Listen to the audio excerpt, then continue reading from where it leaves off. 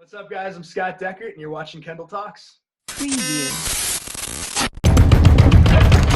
Yeah. Hey, can you turn your music down, please? Because I'm having a really hard time. Whatever. Yeah, sure, man. Yeah, I'll just turn right down. Thank you. What's up, guys? It's your host, Kendall Tucker, and today's guest is a very talented actor and musician. You've seen him in films such as Venom, Stranger Things, Workaholics, Modern Family, NCIS, and much, much more. Today we've got Scott Deckert with us. How's it going, man? Doing good. How you guys doing? Doing good, man. How's lockdown been treating you? Man, it's as good as it can go, I think. Try to stay busy, try to do some things that can kind of benefit my life in the future, I guess, and keep you sane, you know what I mean? I hear you, man. So which shows have you been watching during this whole lockdown? Have you been watching any shows? I have, yeah, man. In general, I try not to consume myself with too many, shows. Yeah. At the same time, it's homework. You know what I mean? Yeah.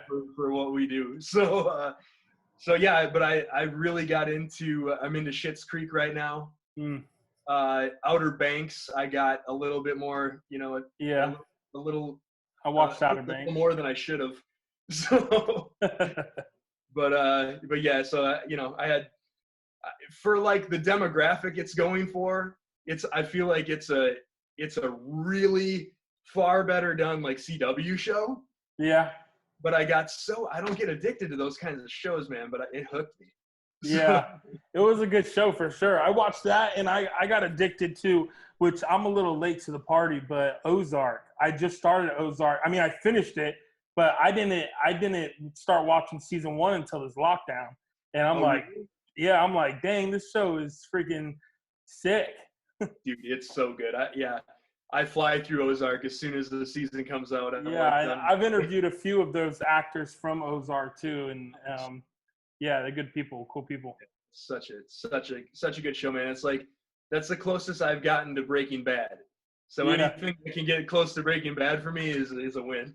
Yeah, that was definitely a good one. Do you prefer a good movie or a good show? So you're kind of cutting out a little bit. Good movie or a good show? Yeah. For me, a movie. Yeah, I'm more of a movie guy too. Yeah, I think it kind of stems from growing up, how you had to wait every week to watch something.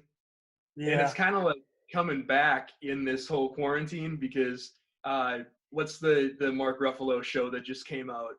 You know what I'm talking about? Yeah. I started watching it last night. I can't think of the name. Yeah, well, I can't either. But I started watching it last night, and it's a pretty good show. But I just can't bring myself to say I'm gonna wait a whole week, and then on that day I want to watch it. Yeah. Yeah, so I'm a movie guy.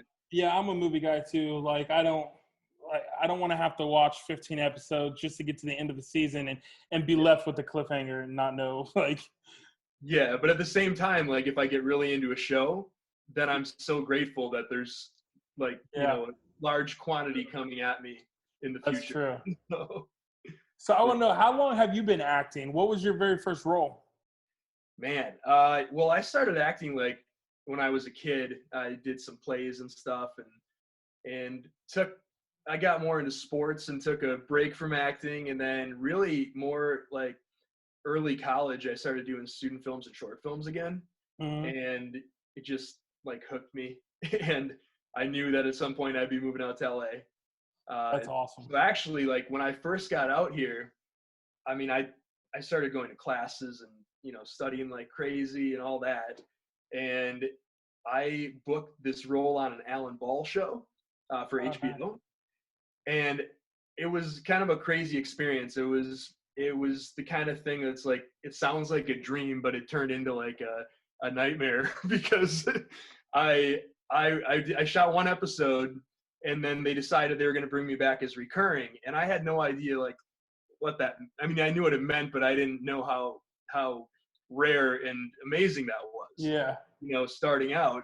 So the producers were telling me Alan really likes you. He wants to bring you back, make you recurring in this.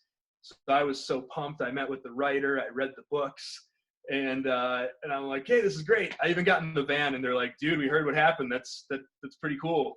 And I'm like, oh yeah, cool.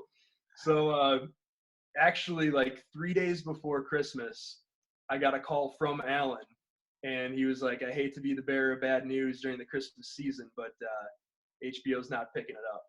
So, Oh man. So I was in the bathroom, I fell against the wall and literally just like collapsed on the floor.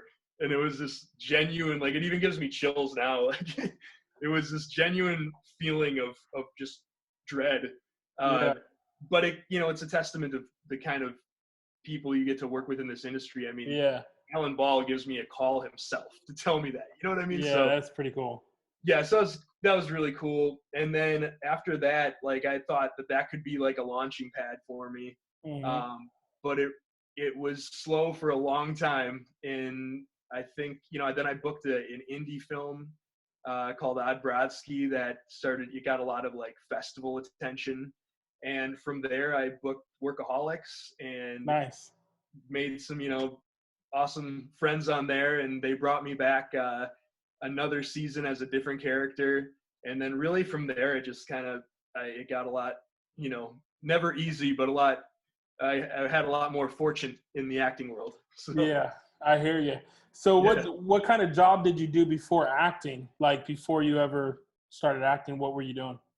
I did a lot of different things. I played sports growing up. I played basketball and tennis, and I played college tennis. And then Oh, nice. and then I worked at a tennis academy down in Florida and some other tennis, facilities for like 5-6 years, during college and a little bit after. And then I was a restorative therapist for, like physical therapy. Mm-hmm. And I also did music, and I was in a band in college for a long time, and until I made the move out here. Very cool. Very cool. Yeah. So when it comes to acting, what's the idea role for Scott Deckert? What kind of character do you enjoy playing the most? It's crazy because it's like I feel like I'm on this little bit of a journey of getting closer and closer to the roles that I really want. Yeah. Because I started out, I actually only cut my hair like 8 months ago, and it was down to like here. Oh, wow. So I used to get pretty much all comedy. And I never really, until I moved to LA, I never really looked at myself as being like, oh, funny. You know what I mean? But people started casting me as like a lot of hippies and, a lot of just comedy roles. And then over the last like 2 years, I started, I never really had a lot of drama. And I always thought like, that's what I'm best at. I want more drama. So I started looking at stuff, and now I play the bad guy all the time. So, which is super fun, man. I love being able to like play somebody completely different than your normal, like, persona. Yeah. So I love that stuff, and I would be happy with the career of being a bad guy. But, it's funny because I feel like I've, done a lot of character-y stuff.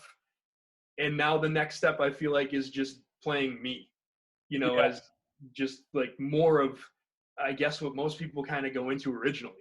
And then for the long haul, I want to get like just really deep character work. Before this whole quarantine thing started, some people actually from Workaholics, they came to me about playing the lead in this like drama about a war vet who's in and out of psych therapy and nice. mental institutions. And to me, that's like a dream. Also, with my my past and working with people with disabilities, just like the role that Tom Hanks had in Forrest Gump that would be a dream. And to, anything, like, I love history. I love anything where I get to portray, try to do somebody the service of portraying them in the right light. You know what I mean? Yeah, I got you. Yeah, that's good stuff, man. What is your favorite role to date? It's like so many sides to that question, because there's different ones for different reasons. Yeah. Like Venom, of course, was unbelievable. I got to work with Tommy. He's he's been one of my favorite actors for Yeah, he's awesome. I can't even remember how long, so that was just an amazing experience, and I got to spend like a week and a half, day in and day out, working with him. So it was really cool, and just like what that did for my career was godsend. And like XOXO, I did a Netflix movie where we shot on and off for a year and a half at different like real music festivals. Oh wow! So that was a blast. And like I can't say it enough, man. I've just been so fortunate with most of the productions that I've been on. The people are just incredible. I've gotten to be so close with so many people from Swamp Thing. And it's funny to me because like I'm just a recurring guest star, and like every we have parties all the time and like reunions on Zoom, and it's just like, man, why am I here? You know what I mean? Yeah. Like, That's cool though, man. So many cool people. What was it like working with Tom Hardy? I mean, he's one of my favorite actors too, man. Him and it's funny because you played a bully to him, and him and Warrior, and him being Bane and Batman, and I mean the dude's hardcore. Like I don't know how he is in person, but in movies he portrays a dude you don't want to screw with.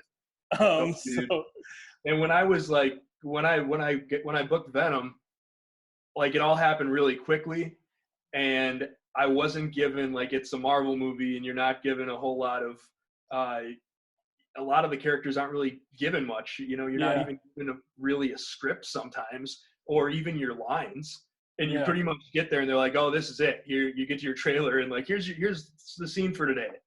And so, I was basically just doing all the prep I could, and I watched Warrior, and I'm literally sitting there and I'm like, I don't know if this makes sense, man. Like I'm gonna try to bully him. He's gonna beat the shit out of me. So, but no, like it's funny because you get that perception of Tom in all these movies, and he's really just a big teddy bear. The experience that I had with him, I went in like 2-3 days early for like hair and makeup and wardrobe tests.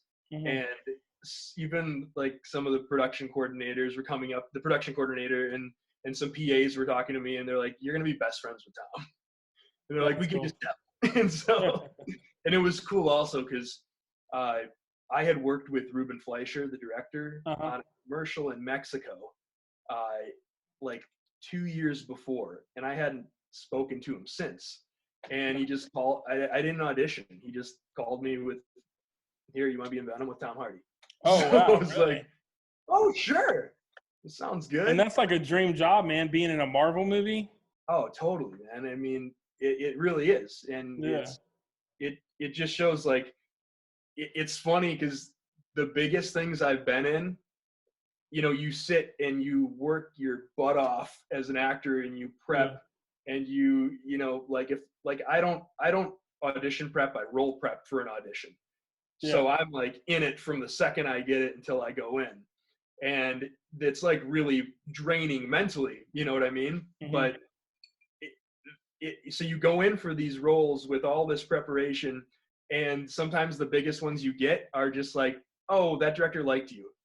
You know what I mean? So, but hey, I'll take it any way you can get it. Like, great. Yeah, of course. Now, I saw CW acquired rights to Swamp Thing and Tell Me a Story. So you will now be able to watch it on CW, which I'm excited about because I haven't had the opportunity to watch them yet. Tell us a little bit about Swamp Thing and the basic narrative of that show.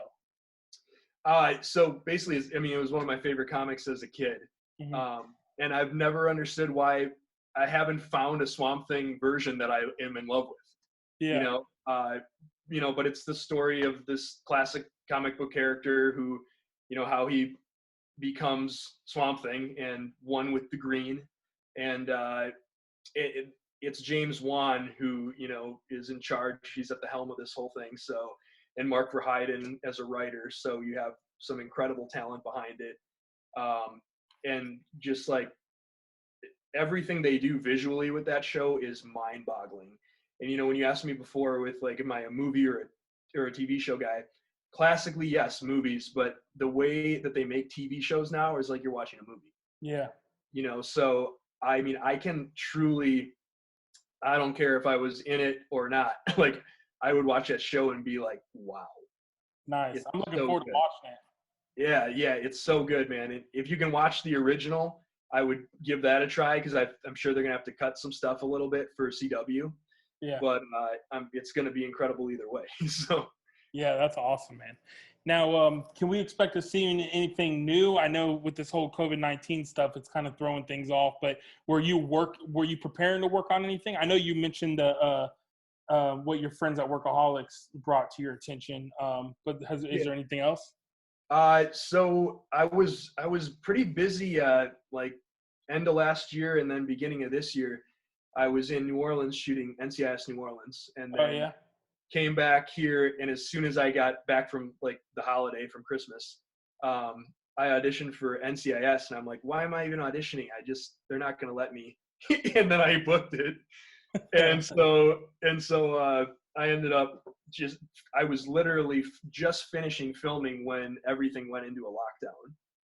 Oh, nice. So it was kind of crazy because, when you're busy and working, you're so grateful. And then it goes from like solid, steady work to nothing. You know what I mean? So, but you can tell, like, I mean, I still get calls from producers and friends, directors who, you can tell they're itching to get back at it and, just want to kind of talk and collaborate. So I got, that film that is hopefully going to still be done. And I remember I went in for another show like the day before everything got shut down, and I booked it, and then it didn't end up going. So, we're locked down. Yeah. So we'll see if I end up. I don't want to really say the name in case it doesn't happen, but hopefully that still comes to fruition. Sweet, man. Yeah, definitely. Now let's talk about the music a little bit. I'm also a recording artist, so I thought that was pretty cool. How long have you been playing and recording? I started. It's kind of weird. Like, my mom was a singer, and she was like in the Miss America pageant stuff. So like I grew up, with that kind of with music in my blood, and that whole just kind of the hearing stories about what she went through and like the touring and stuff. But I didn't really get very into it until college, because my brother was always better than me at singing, and I was like, I can't compete with that. So I got to college, and we basically just started like jamming and had like kind of a tropical, beachy jam band vibe. And nice. We ended up, having little minor Green Bay, Wisconsin success. And then I was, we were after college, we had like a tour set up, and the band broke up. And within a week, I moved out to LA because, like I said, I always knew I was going to get out here. Nice, man. You write your own music? Yeah, I write. I write mainly, for my projects, but I collaborate with other people sometimes, and get on some songs with others. Nice, man. Trying to do. It's definitely taken a back seat as acting gets busier, and like it's funny because like when the world is normal, I don't miss music that much. I always love writing, and I love singing, and the performing is always fun, but I don't miss it that much because I love acting so much, Yeah. But now that the lockdown's happening, I find myself writing more, and then kind of feeling like, man, I miss music. Yeah, I hear you. Yeah. Yeah. What kind of style of music do you do? I've done all different genres, but mainly like pop rock. Nice. Yeah, it started with more jam band type music, then pop rock, and even getting into country now. Nice. Yeah, I like a little bit of it all too. Yeah. So last question before, we wrap things up. What's some advice you could give to someone trying to make it in the acting world? Funny enough, I went and did a talk for this class that was done by Canon cameras. And they asked me the same thing, the director that I had worked with years ago. she brought me in for this talk, and they were like, what do you do in terms of like networking? Because networking in this industry, I think, is like the hardest part of it, and also one of the most important, because I despise the idea of people thinking I'm trying to get something out of them. Yeah. But you also have to an extent, try to like make connections. So I guess it's this like weird fine line of being yourself, trying to be, you know, chill about it and not pushing things, but Yeah, definitely. you know, getting yourself out there. And, you know, when I was starting out, I would go to events and stuff. And it's still cool to do with certain things, but as you build your career, you don't have to do that stuff as much, you know? Yeah. But I think that it's finding a way to balance on the line between trying too hard and still giving it, you know, the proper effort. Yeah. Because I think everybody in this industry feels it. Like I've been out in LA now for close to 10 years, and sometimes I feel like somebody's coming at me like, can I get something? And sometimes I'm like, I hope this person doesn't think I'm trying to get something. Yeah, you know what I mean? yeah. It's a thin line. Yeah. So I think that it's relationships, staying true to yourself, learning that, I mean, I've always been very loyal, and I've early on gotten burned by that in a way, but I would never change loyalty. Like I think that's one of the best attributes you could have. Definitely. But at the same time, you have to be able to decipher if somebody doesn't have your best interest. Definitely. Well, there you have it. That's good advice, man. And Scott, I appreciate you sitting down with me, and I'll be watching for you on the TV and waiting to hear some new music. Absolutely, bro.